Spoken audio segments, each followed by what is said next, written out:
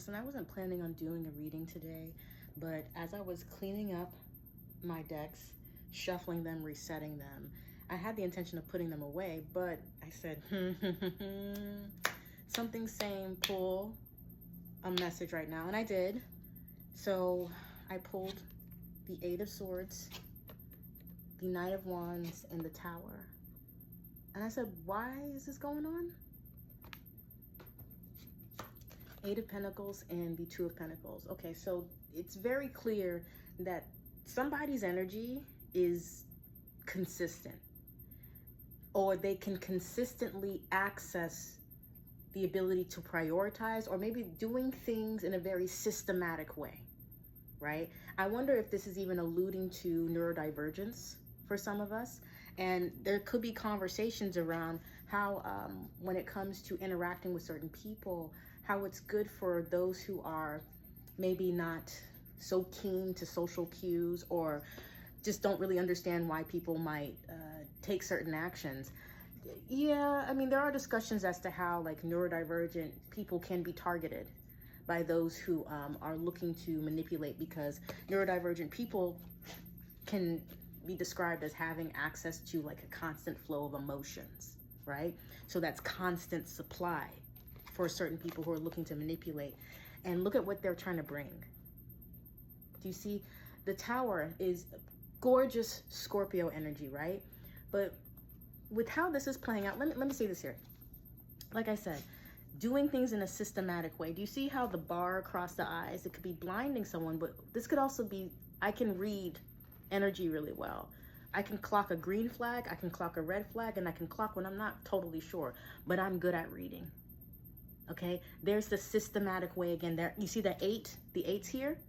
And instead of spending my energy trying to figure out, trying to convince myself that what's happening here, or the form of manipulation or extraction of services or some form of theft, even energetic theft, like I'm just trying, like you're trying, this is someone who likely banks on another individual lying to themselves. So maybe even these swords can talk about lying to ourselves, or they want somebody, or they're trying to create an environment where the person has to lie to themselves for them to get access and bring this really destructive energy. You see, this is, I'm going to call this emotional terrorism. That's what they're trying to bring here. Emotional terrorism, so they can constantly get access to the person who knows how to get into that state of creation. They know what their needs may be when it comes to needing space and boundaries. Again, there's that form of consistency there. And it's like, if I have to consistently be disoriented or confused about the energy of the temperature check, that's why I think this may resonate with you. You may be seeking this, or you may realize now, which I would encourage you to do, you are already doing this. Whether you are identified with neurodivergence or not, you are seeking some form of systematic consistency that allows for you to create, even if it's just to create rest, to recover, to invest into yourself, to invest in your interests. Some of you realize, I got to spend more time with me, or this is, with this Knight of Wands, this Two of Pentacles, this can be representing support. Maybe it's money that you have that allows for you to walk away from situations like this. Or maybe it is like another person, like a family member, or like a close friend that can support you, or even like some form of like a healthcare professional, like a therapist, a psychiatrist who you can reach out to. This is the ability to receive. And there's no fear to tap into that now. Whereas this individual only knows how to take right now. Receiving is, they're confused about it.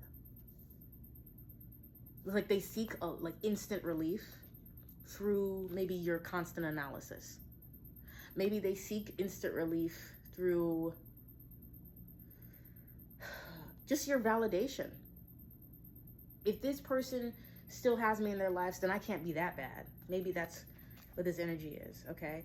But I want to say this here.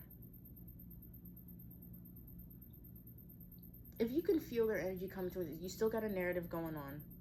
You may even still be a bit in survival mode, because this type of dynamic triggers that, literally, perpetually being in survival mode.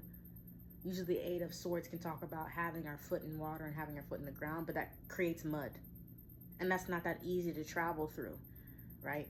And it kind of, again, muddies up perspective. There's not a lot of clarity here. Like mentally, it's like, this is not making sense, but energetically it is. And I'm getting red flags. Like, you see how this is even all this red flags. I think some of you did read somebody as a red flag and you acted on it. Maybe they're starting to notice now, and maybe that's why you may feel their energy trying to intrude on your boundaries. Because people do this. I don't tend to do any type of fear mongering in my readings, but like, we know that. I think that's also the other part of this reading. These people exist. Okay? They can be charming. They can be very attractive. They can be really magnetic. They might actually be really good at manifesting really specific things. But for some reason with you clocked it. Okay? This could even be a family member. You clocked something and you said,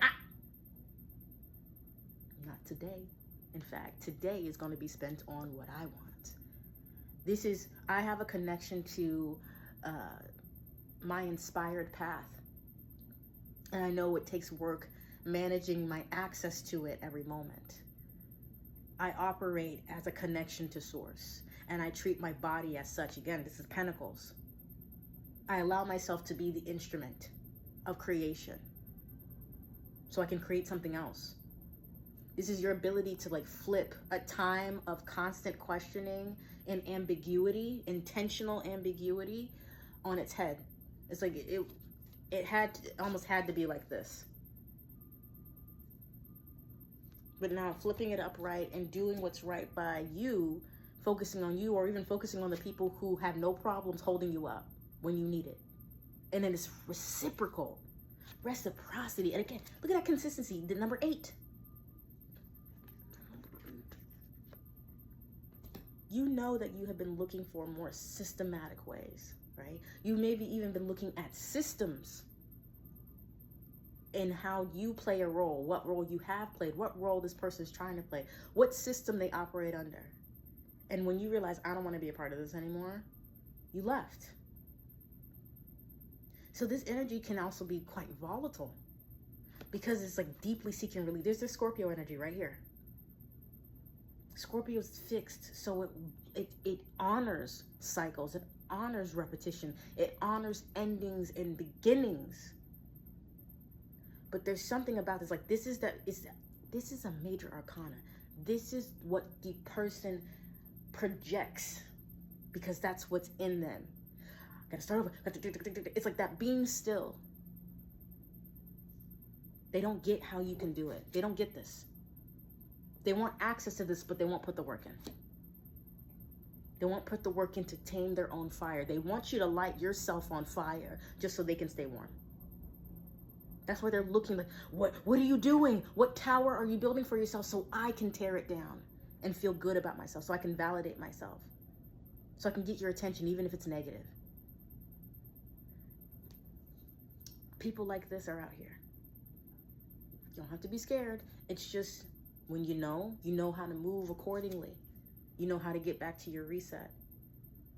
Some of us, this is we're noticing like generational shifts, generational expectations.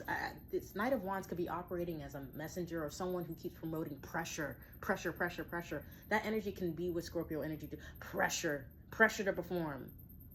Even the pressure of ambition to keep that up. Okay, I just heard this Knight of Wands like constantly is going through this story of self-betrayal. So I don't know if a personality disorder has anything to do with this. I don't know if they're just currently like, they're not in the right place right now, but it's like whenever you interact with them, some of you might feel like you get a bit manic. Some of you might feel like you lose your mind. Some of you just feel like this ambiguity just really throws me off, and maybe I get really sick. Because you don't see the energetic hemorrhage, or you don't see the vampirism. And instead of making yourself a victim, you just mind your business now. You take accountability and you mind your business.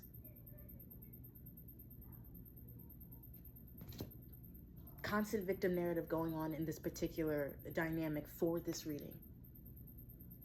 That's what needs to, I need to be the victim. I need to be, they're trying to figure out how to victimize themselves from you not being available to them. They're trying to figure out how to victimize themselves right now. That's the state that they want to be in. That's what gives them relevance, is being the victim of their own creations. This is not a person who's capable of taking accountability right now. They're not used to that. And I'm hearing they don't want to do it. And you know that's okay. Because if you must interact with them, you know exactly what resources you need to keep to yourself to have your peace. You know exactly which parts of yourself to share and what not. They will notice the difference, because what they're trying to do is, if you even look at the colors here, this is calm, cool, and collected, right? They're trying to shift the temperature. You see, look at that heat. If you add more red, you see? They're trying to, again, like I said, figure out how to light you on fire to stay warm.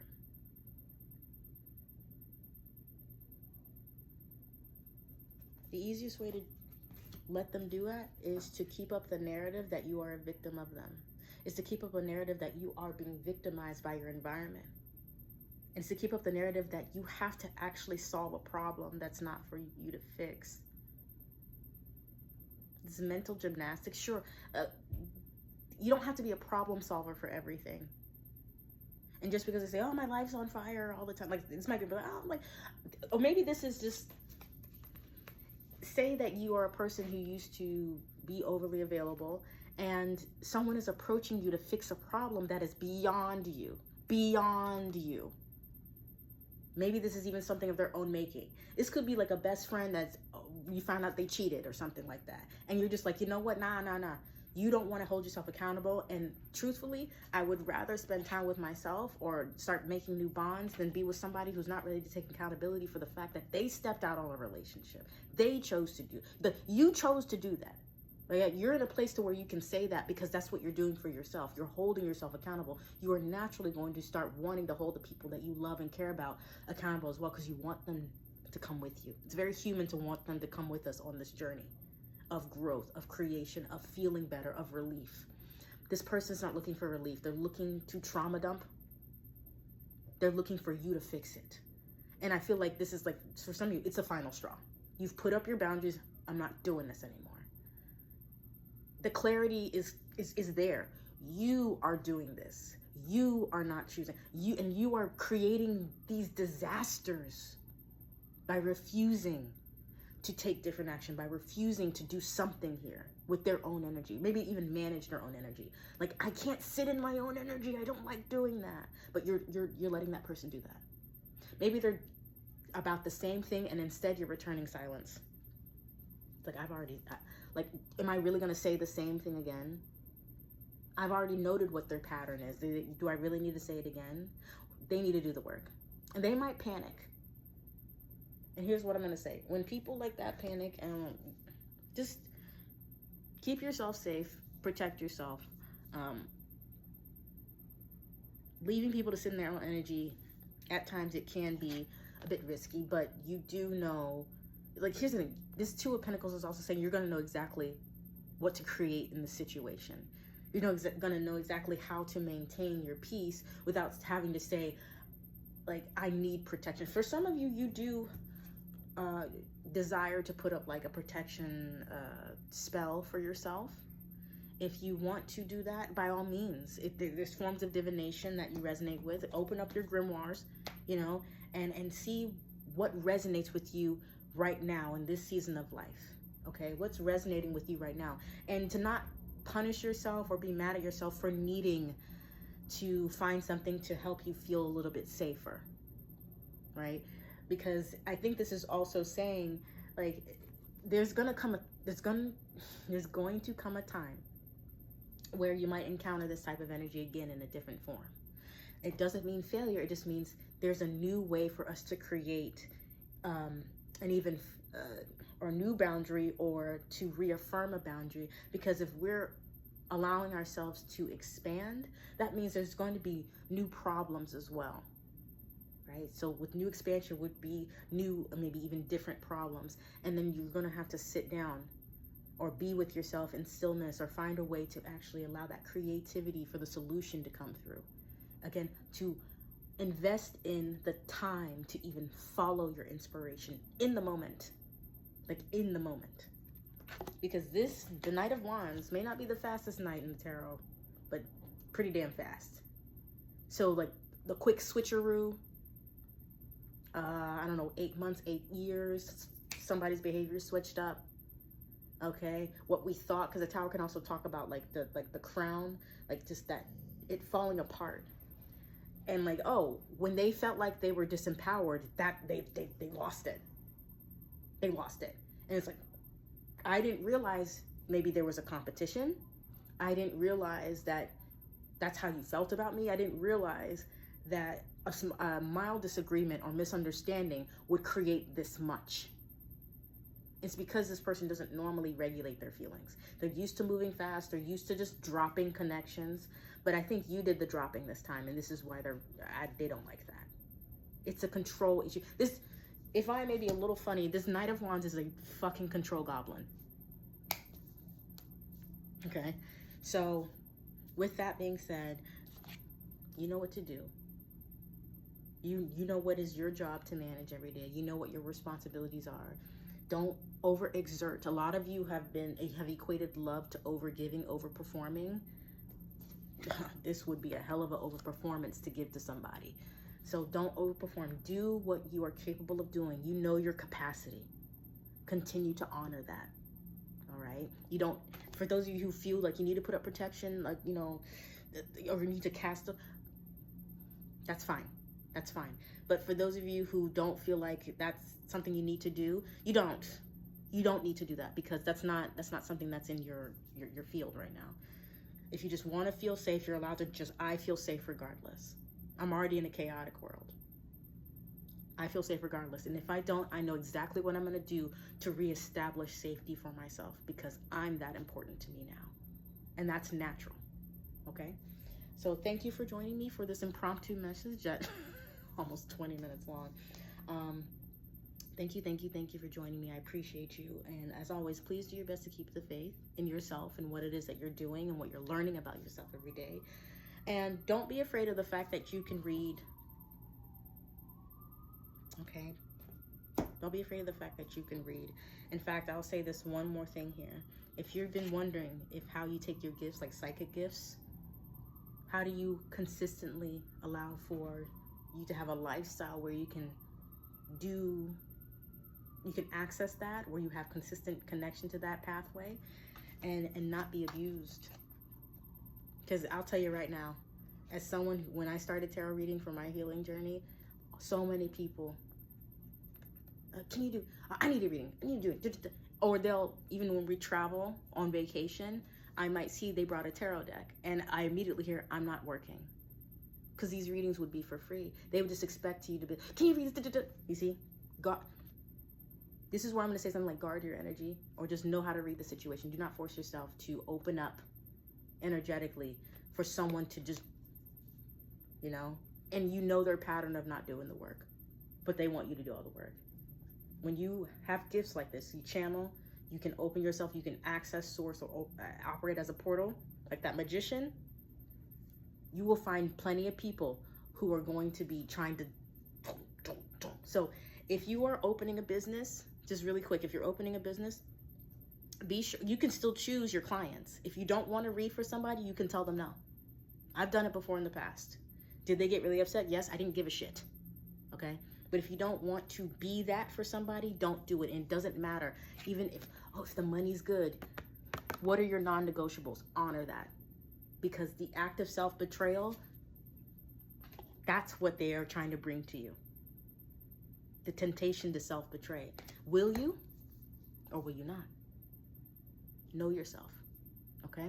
So, for real. Until next time. Bye-bye.